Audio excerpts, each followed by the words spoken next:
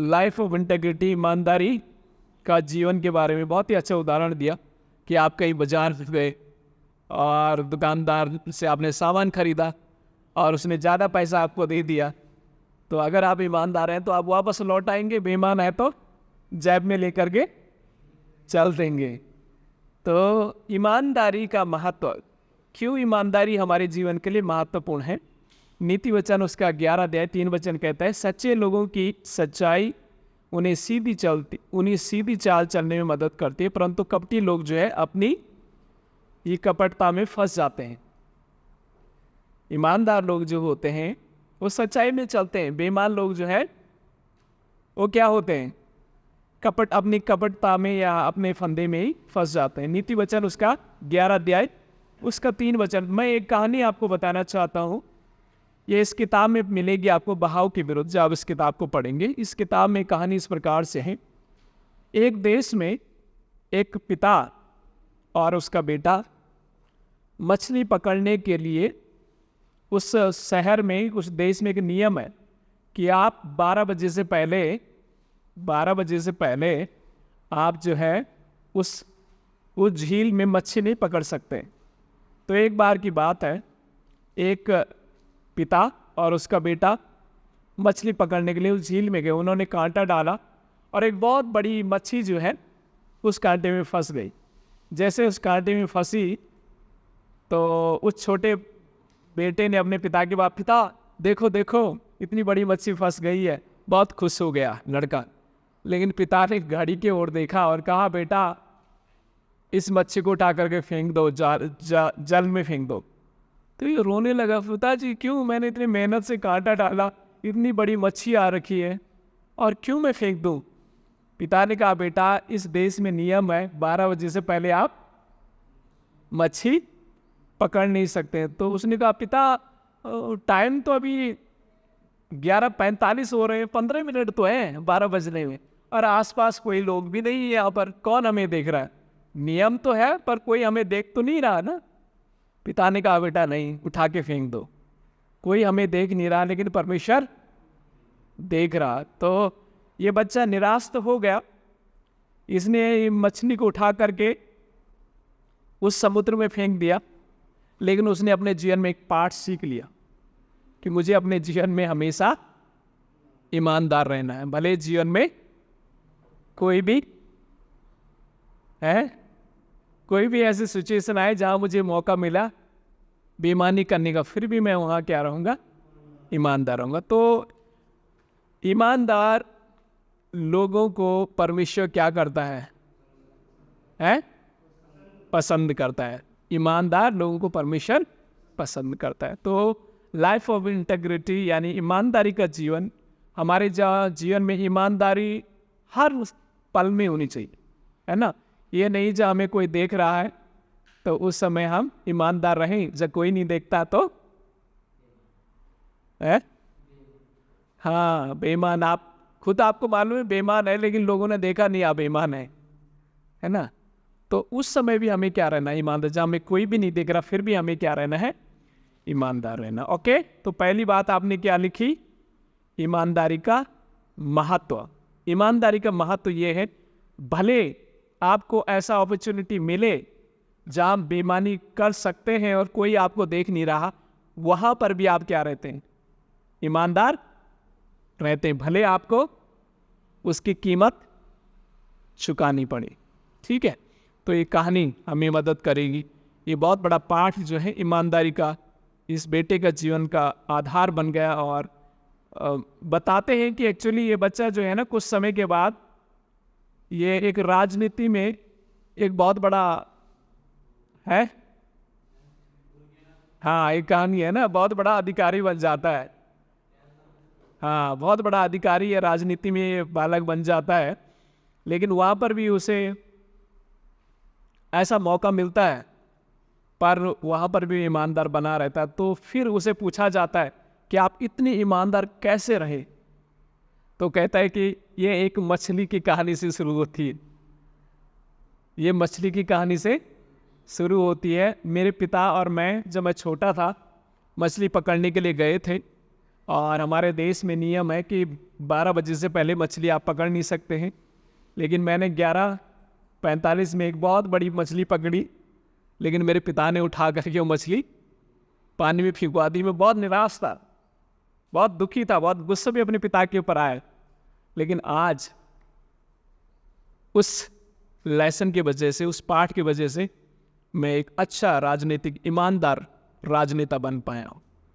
तो आप और मैं भी अपने जीवन में ईमानदार बने रहे। दूसरी बात, निजी और सार्वजनिक जीवन में स्थिरता। निजी और सार्वजनिक जीवन में स्थिरता यानी आपके जीवन में जो है, आपके व्यक्तिगत जीवन में या आप सामाजिक जीवन में आप स्थिरता होना बहुत जरूरी है। जब दूसरा तिमुथियुस उसका 1 अध्याय उसका 3 और 5 पढ़ते हैं तो लिखा है, मैं परमेश्वर का धन्यवाद करता हूँ जो स्पष्ट अंतरात्मा से सेवा करता हूँ, मुझे तुम्हारे निष्कपट विश्वास की याद दिलाता हूँ।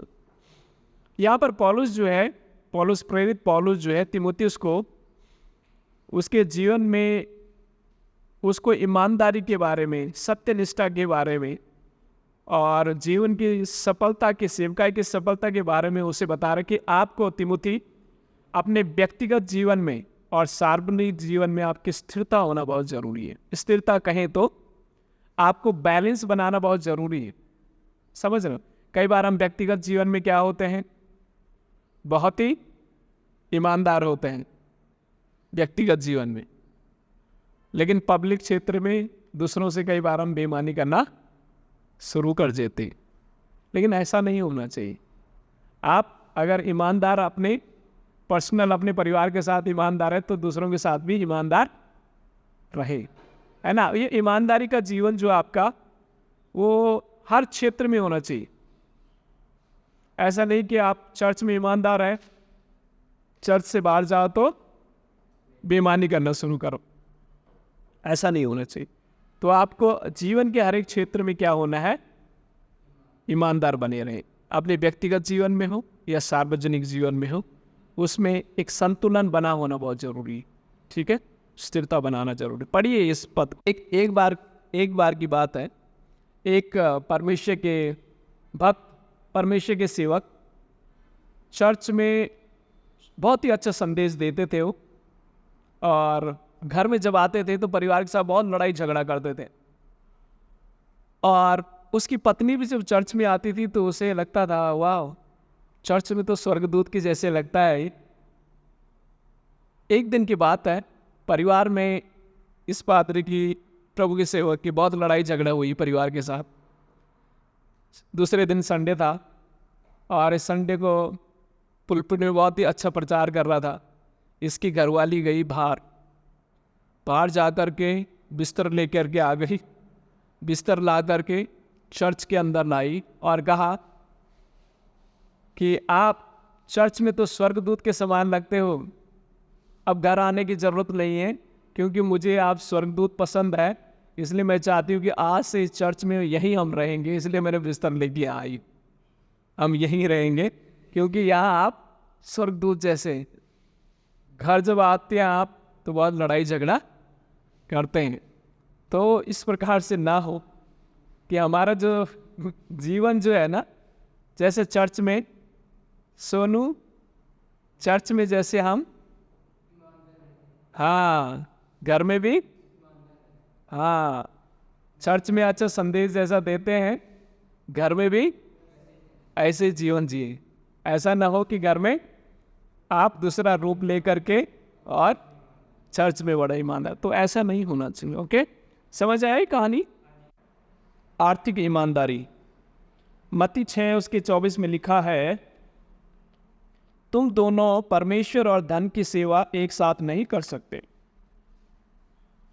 तुम दोनों परमेश्वर और धन की सेवा एक साथ नहीं कर सकते हैं। तो हमें आर्थिक ईमानदारी यानी पैसों में भी हमें क्या रहना है, ईमानदार होने की आवश्यकता है। एक बार की बात है, मैं एक चर्च में गया था और मैंने कोशिश की कि मैं पैसा चेंज चाहिए था ऑफिस डालने के लिए। मेरे पास 500 रुपया था। मैंने चेंज करने की कोशिश की लेकिन कहीं मिला नहीं चेंज, तो मेरे पास कोई ऑप्शन नहीं था, दान तो देना ही था। तो 500 उठा करके मैंने दान पेटी में डाल दी। कुछ समय के बाद जब प्रार्थना आराधना संडे की आराधना ख़त्म हुई, फिर जब वापस लौट रहा था तो वहाँ के जो पादरी हैं उन्होंने कहा फादर प्रेयर करके जाओ। तो मैं प्रेयर किया और एक लिफाफा उन्होंने मेरे जेब में डाल दिया। तो मैंने देखा नहीं, जब वापस घर में आया तो मैंने सोचा क्या होगा, खोला तो उसमें 1500 रुपये था। मैंने कितने दिया था, कितने लौटाए परमेश्वर ने? 1500। एक ही घटना नहीं, बहुत सारे ऐसे उदाहरण हैं मेरे जीवन में, और एपिसोड में उनको हम सुनेंगे। ठीक है, तो परमेश्वर क्या है? वफादार है, ईमानदार है ना। उस जरूरतों को पूरा करता है, कभी आपको घटी और कमी होने नहीं देता। ठीक है, कार्य में ईमानदार रहें। कुलुस्सियों उसका 3 अध्याय 23 और 24 में लिखा है, जो कुछ करो मन लगा कर करो, जैसे प्रभु के लिए कर रहे हो, ना कि मनुष्य के लिए। ठीक है, तो हमारे लिए इसके लिए एक बहुत ही अच्छा उदाहरण दाऊद है। दाऊद जब भेड़ बकरियों को चरा रहा था, अगर दाऊद की जगह आप और मैं होते तो कहते हैं कि जंगली शेर अगर आए, भालू आज पूरी भेड़ बकरियों को छोड़ देते, अच्छा हुआ सारी भेड़ बकरियां खा ली, क्योंकि मेरे पिता ने तो मुझे छोटे वाले को भेड़ बकरियों के लिए भेजा है, स्कूल नहीं भेजा है। आप और मैं होते तो ऐसा करते हैं, लेकिन दाऊद ने ऐसा नहीं किया। लिखा है जब जंगल से शेर भेड़ बकरियों को खाने के लिए आया, एक बार बकरी के बच्चे को खाने के लिए शेर आया, तो दाऊद ने उसकी मुंह फाड़ करके मार दिया, शेर को, भालू को मार दिया। और उसने अपने पिता की भेड़ बकरियों की रक्षा की और अपने कार्य में ईमानदार और सत्यनिष्ठ बना रहा। इसीलिए परमेश्वर ने दाऊद को क्या बनाया? चरवा क्या बन जाता है? राजा बन जाता है। तो ये कैसे हुआ? क्योंकि अपने कार्य में ईमानदार था, अपने कार्य में ईमानदार था। तो आपको मुझे भी ईमानदार रहने की आवश्यकता है। ठीक है, कार्य में ईमानदार है, छोटा काम हो या बड़ा काम, जो भी काम आपको दिया जाता है उस काम में क्या बनना है? आपको ईमानदार रहने। क्योंकि वचन में लिखा है, कुलुस्सियों उसका 3 अध्याय 23 और 24 वचन में लिखा है, जो कुछ करो मन लगा के करो, जैसे प्रभु के लिए कर रहे हो, न कि मनुष्यों के लिए। समझ रहे? तो जो आप और मैं इस विचार से करते हैं, इस भाव से करते हैं कि जो काम मैं कर रहा हूं किसके लिए कर रहा हूं? परमेश्वर के लिए कर रहा हूं, तो आप और मैं क्या रहेंगे? ईमानदार रहेंगे। किसके समान? दाऊद के समान है। दाऊद जैसा ईमानदार रहा, इसीलिए परमेश्वर उस ईमानदार को क्या बना दिया? इजराइल का। आप और मैं हर कोई सफल होना चाहते हैं, ऊंचाई में जाना चाहते हैं, लेकिन ईमानदार, अपने काम में ईमानदार नहीं रहना चाहते हैं। छोटे से छोटे कार्य में ईमानदार रहें। अगर आपकी ड्यूटी वॉशरूम को साफ करने में लगा दिया जाए, उसको भी ईमानदारी से करें। अगर आपकी ड्यूटी बर्तन साफ करने के लिए लगाई जाए, वहां पर भी ईमानदार रहें। अगर आपकी ड्यूटी चर्च सफाई करने में लगाई जाए, वहां पर भी ईमानदार। जहां पर भी आपकी ड्यूटी लगाई जाए, ये समझ के करें कि ये परमेश्वर ने मुझे कार्य दिया है, मैं परमेश्वर के लिए काम कर रहा हूं। और जब आप ईमानदारी से करते हैं, परमेश्वर आपको आशीष देता है। विश्वास योग्य रहना, जब आप नीति वचन उसका 3 अध्याय 3 पद से 4 पद तक पढ़ते हैं, लिखा है, विश्वास योग्यता और सच्चाई को अपने गले का हार बनाना, तब तुम परमेश्वर और मनुष्य की दृष्टि में कृपा और सम्मान पाओगे। विश्वास योग्यता और सच्चाई को अपने गले का हार बनाओ, तब तुम परमेश्वर और मनुष्य की दृष्टि में कृपा और सम्मान पाओगे।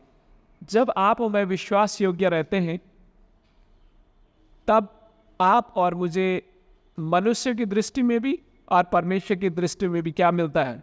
सम्मान मिलता है ना। जैसा यूसुफ अपने स्वामी के प्रति वफादार रहा और परमेश्वर के प्रति वफादार रहा, परमेश्वर ने उसे गुलाम को क्या बना दिया? मिस्र देश का प्रधानमंत्री बना दिया। तो विश्वास योग्य रहें, विश्वास योग्य रहें, विश्वास योग्य रहें। जब आप विश्वास योग्य रहते हैं, लॉयल रहते हैं, तो परमेश्वर आपको मुझे उठाता है और हमें आशीष भी देता है। परमेश्वर की दृष्टि में ईमानदार रहें। भजन संहिता उसका 51:6 में लिखा है, देख तू हृदय की गहराई में सत्य चाहता है, तू हृदय की गहराई में सत्य चाहता है। ईमानदारी केवल बाहरी दिखावे के लिए नहीं होनी चाहिए। परमेश्वर हमारे दिल की गहराई में सत्य और ईमानदारी देखना चाहता है। ठीक है, तो परमेश्वर की दृष्टि में हमें ईमानदार रहने की आवश्यकता है, क्योंकि परमेश्वर